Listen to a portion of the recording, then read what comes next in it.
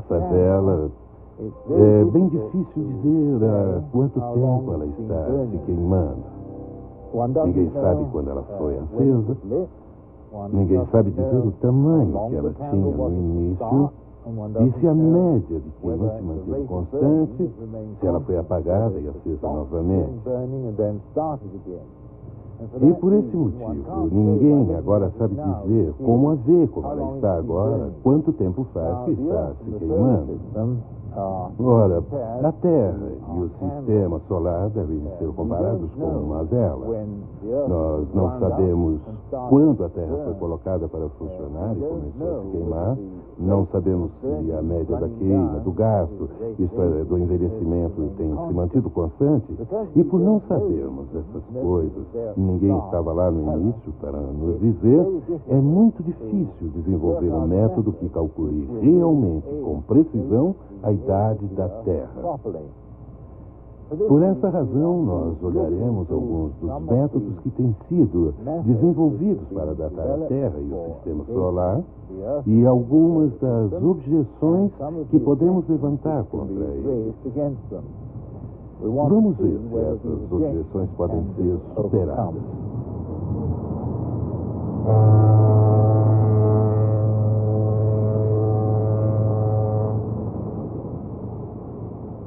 Uma paisagem típica holandesa.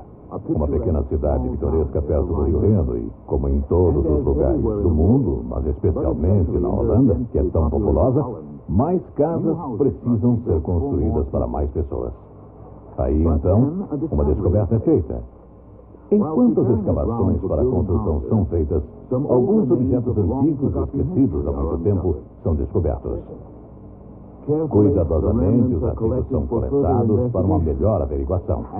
E a primeira pergunta é: que idade têm essas coisas? Será que achamos alguma antiga colônia romana? Ou uma vila medieval?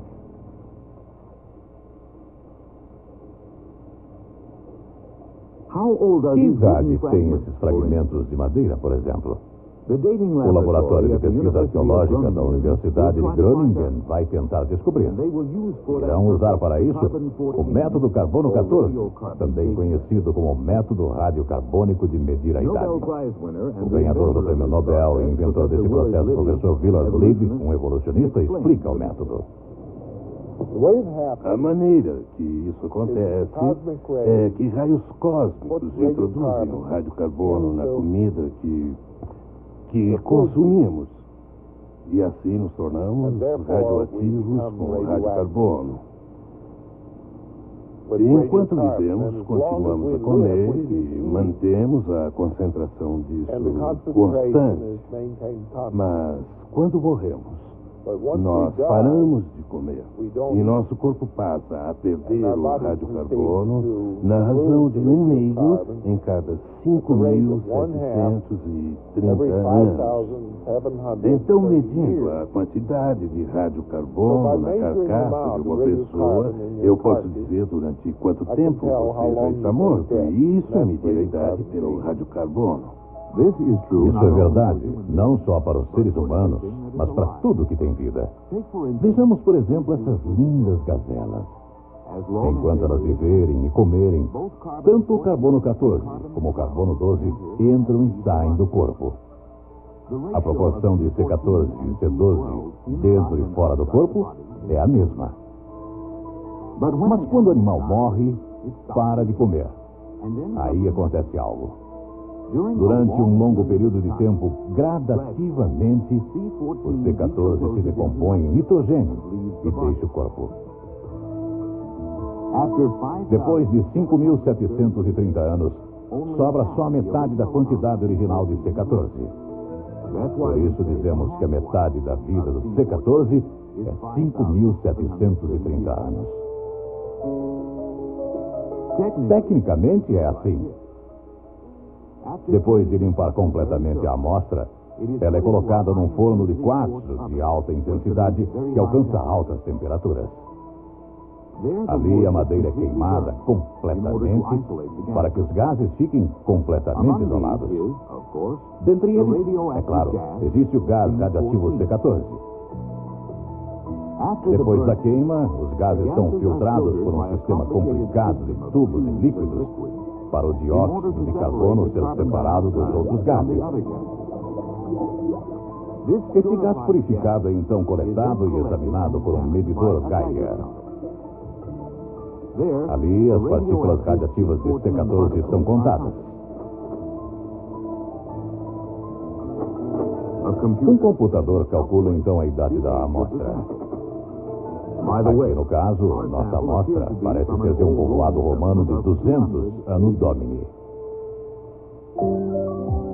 Arqueólogos do mundo todo têm usado o método carbono 14 na tentativa de calcular a idade aproximada de suas descobertas. Os resultados têm sido usados frequentemente, principalmente nos casos em que não se necessita de muita precisão. O carbono 14 é um sistema útil para alguns trabalhos arqueológicos, quando usado com muita cautela, pois existem ainda muitas variáveis, algumas que ainda não são compreendidas. Infelizmente, porém, algumas vezes dá resultados bastante imprecisos. Pesquisadores usaram o sistema com uma concha de um marisco vivo. O resultado do teste indicou que o marisco estava morto há mais de 3.000 anos. Carcaças de focas secas que tinham menos de 30 anos de idade foram datadas com até 4.600 anos de idade. Até carcaças frescas foram falsamente datadas, como tendo 1.300 anos. Ao contrário do que se presume com base no sistema C14 de cálculo de idade, nem todas as plantas absorvem a radioatividade igualmente. Pesquisas recentes mostraram que algumas plantas têm um sistema mecânico interno anteriormente desconhecido, que rejeita átomos de carbono radioativo, enquanto permitindo a absorção de átomos de carbono normais. Portanto, na morte, essas plantas e os animais que as comem têm níveis tremendamente baixos de C14. Quando esses restos de seres vivos são datados, eles dão a falsa impressão de serem muito antigos. Infelizmente, a prática nos tem mostrado que esse não é um sistema totalmente confiável, pois parece só funcionar com restos mortais de seres que morreram nos últimos milhares de anos, como essa antiga estátua de madeira feita de um galho de árvore.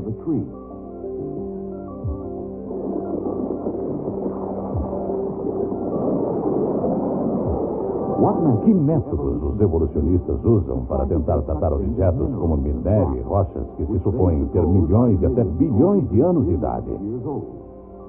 Ou essas lindas montanhas suíças e suas formações rochosas? Além do método radioativo C14 de cálculo de idade, também há, é claro, outros métodos para datar com radioatividade. Você pode usar o método C14, o qual se decompõe em N14. Ou você pode usar o método potássio-argon, onde o potássio se decompõe em argon. E você pode também usar o método urânio-chumbo. Esses são os principais métodos para o cálculo de idade pela radioatividade.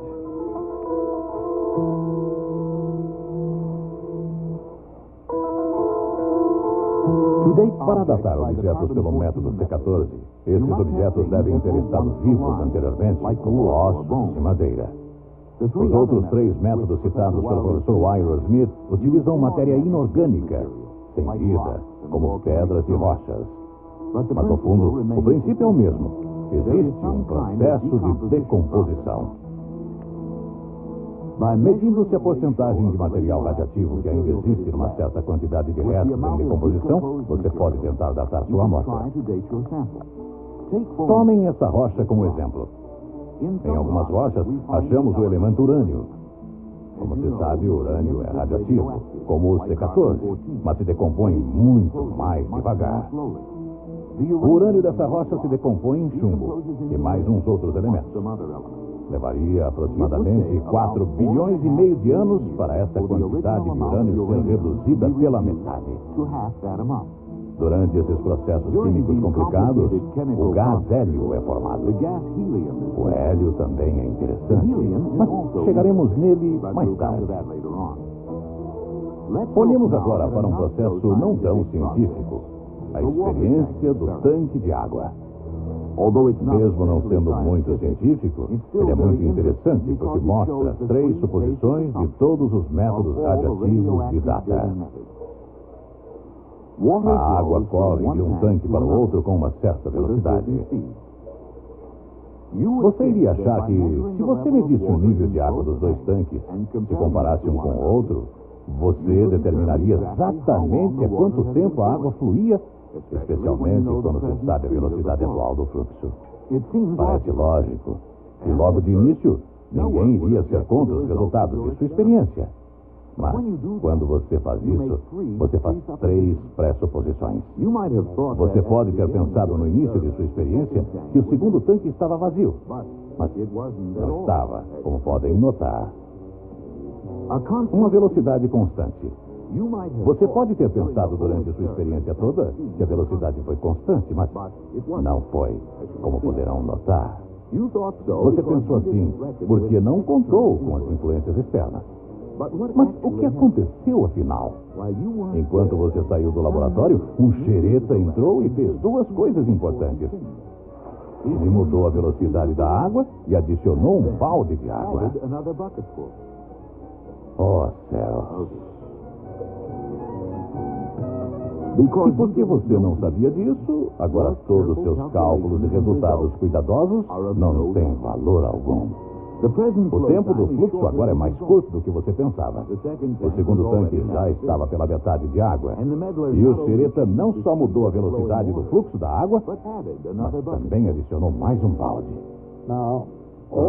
Todos os métodos radioativos têm 3 fraquezas sérias. Em primeiro lugar, ninguém sabe quanta substância radioativa estava presente no início. E como vocês viram na experiência do tanque de água, a menos que você saiba quanto havia no início, você teoricamente não consegue calcular há quanto tempo a reação vem acontecendo e, portanto, nem sabe que idade tem a sua amostra. Essa é a primeira dificuldade desses métodos. A segunda dificuldade é, como você também viu na experiência do tanque de água, que a média de decomposição, a média da degradação radioativa deve se manter constante. Se for mudada, ainda, é claro, você não consegue calcular uma data. Bem, nós temos provas adequadas que indicam que a média da degradação radioativa pode mudar. Assim, não há como garantir que a média da degradação... Provou recentemente que a degradação radiativa também variou no passado. Degradação radiativa no interior de minerais cristalizados deixam minúsculos anéis concêntricos de descoloração chamados radiohalos. Variações na medida do diâmetro desses anéis indicam claramente que a média de degradação se alterou no passado. Sem uma média de degradação absolutamente constante, o processo de datar pela radioatividade é extremamente inconfiável. Bem, a terceira dificuldade do método é essa, que a concentração das várias partes do sistema radioativo deve permanecer constante durante toda a experiência. Se você adicionar C14 durante a experiência, a amostra vai parecer ser muito mais nova do que se você levar para fora o C14.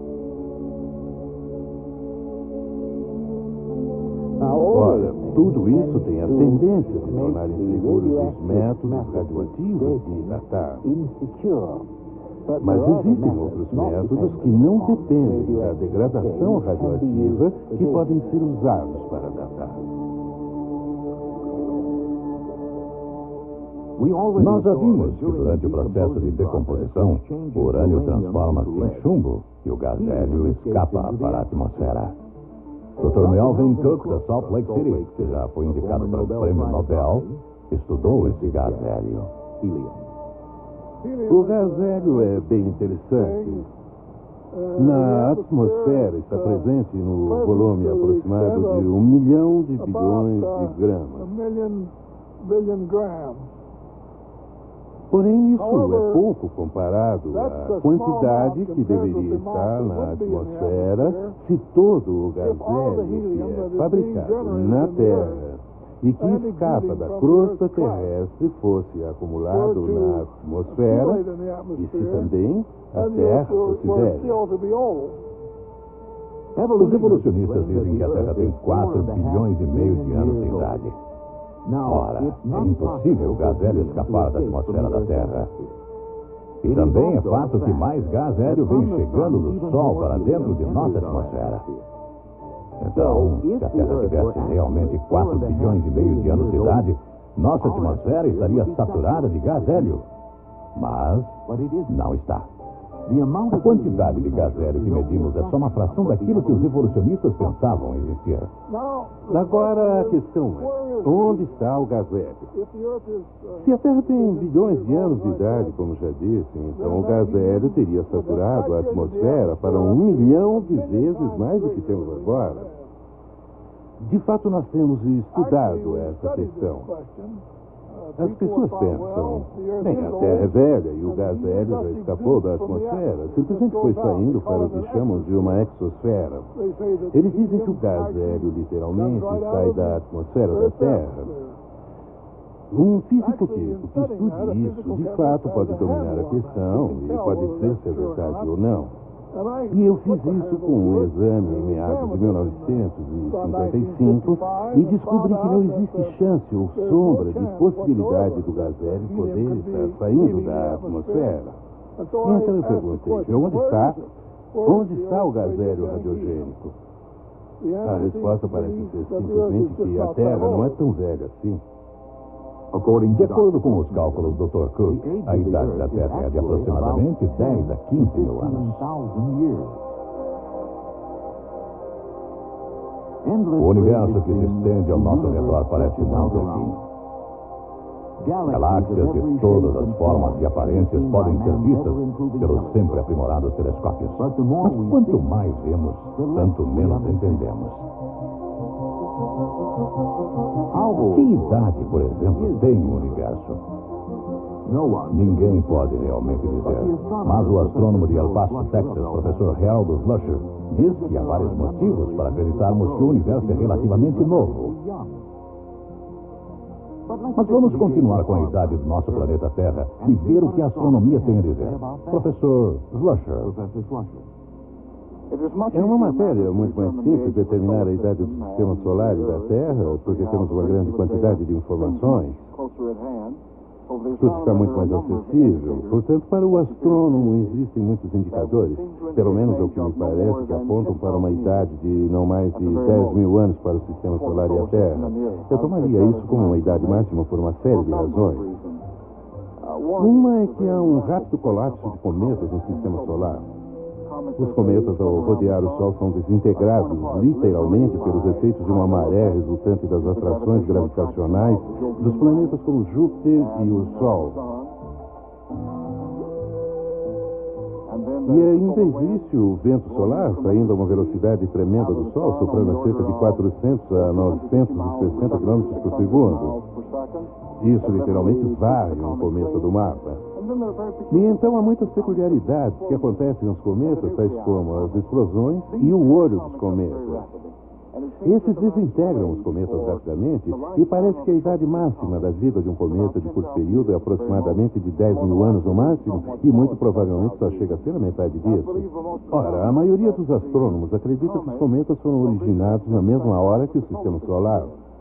Portanto, se você determinar a idade do cometa de curto período, você terá automaticamente a idade do sistema solar, que não pode ter mais que 10 mil anos de idade.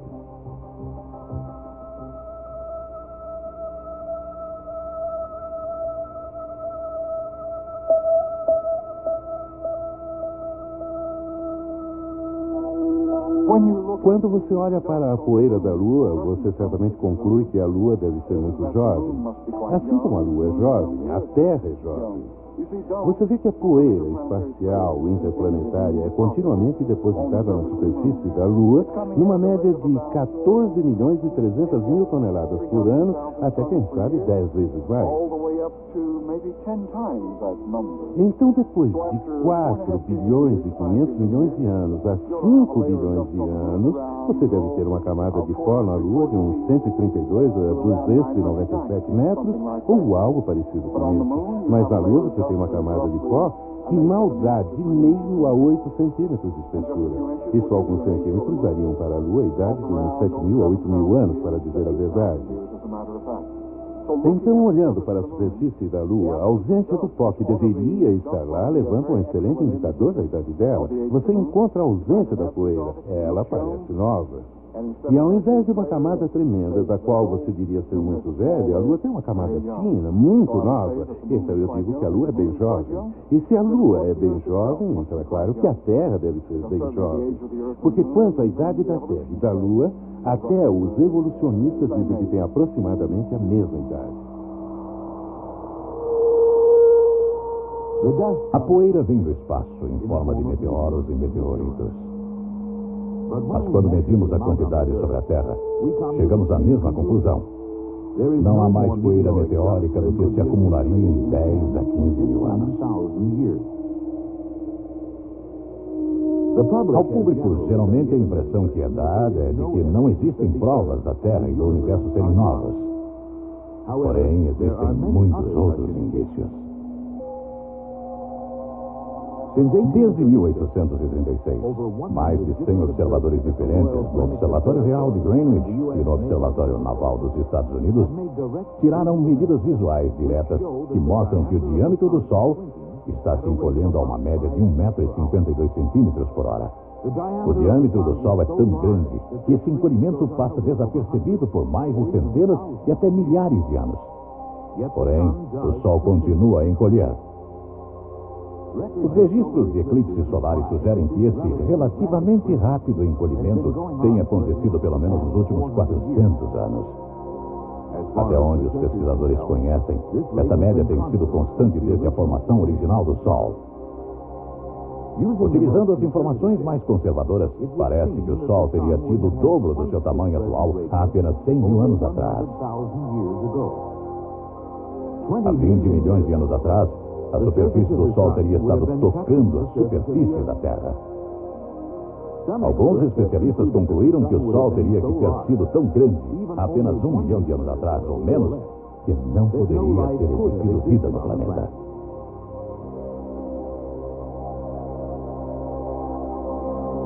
Eu creio que quando você soma todos esses efeitos, certamente você chega a essa conclusão, que o Sistema Solar e a Terra são bem jovens, com não mais de 10 mil anos de idade.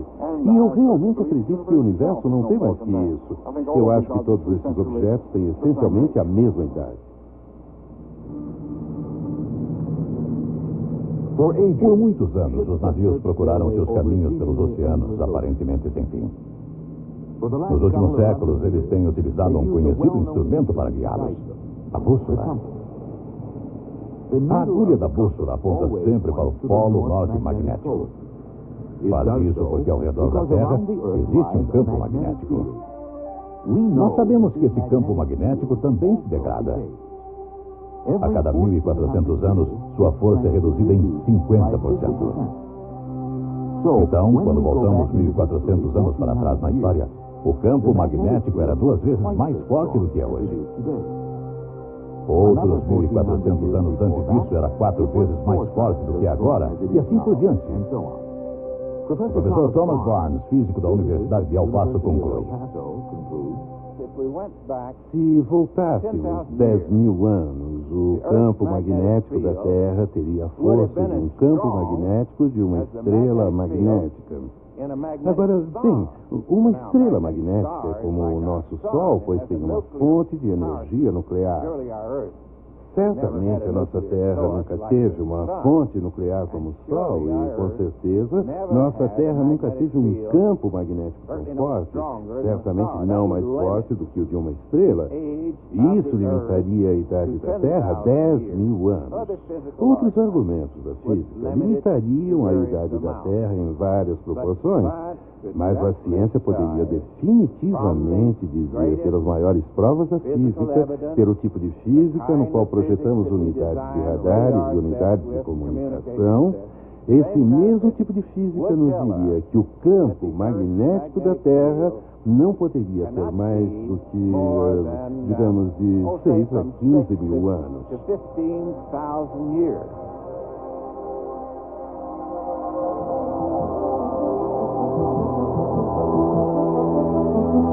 The Earth, a Terra, um pequeno, lindo ponto no universo, provavelmente criada há pouco tempo atrás. O que os métodos de datar nos ensinam? Bem, olhamos vários métodos de datar. Alguns dos métodos calcularam idades avançadas para a Terra e alguns métodos que olhamos calcularam uma idade bem jovem para a Terra. Mas ambos os métodos sofrem das mesmas dificuldades e nenhum dos dois é conclusivo. Agora, a Bíblia nos ensina até fortemente que a idade da Terra não é tão grande assim e que a criação aconteceu há um tempo no passado não tão remoto. Recentemente, um novo método de datar baseado na radioatividade foi descoberto. Conhecido como método Halo por Robert Gentry, o seu método, também confrontado com outros métodos, conclui que a Terra é razoavelmente jovem. Portanto, temos provas científicas que sustentam o ponto de vista bíblico da Terra poder ser bastante jovem. Ora, se isso é fato, e se isso está confirmado, e nós não vamos ser intolerantes nesse ponto, se isso está confirmado, então, naturalmente, os longos períodos de tempo que são absolutamente necessários para a evolução realmente não existem. E se eles não existem, então, é claro, toda a ideia da evolução de ganhar apuros. Como não se pode produzir um homem em um curto tempo, por acaso, é necessário ter havido longos períodos de tempo.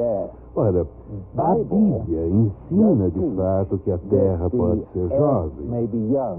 Se é jovem, então, é claro, nós dependemos impreterivelmente de uma criação, do papel de um Deus eterno, para toda a obra necessária ter sido feita, para ter produzido uma criação tal como a vemos hoje.